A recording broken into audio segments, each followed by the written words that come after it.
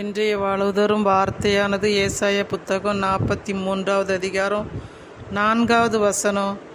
என் பார்வையில் நீ வெளியேற பெற்றவன்.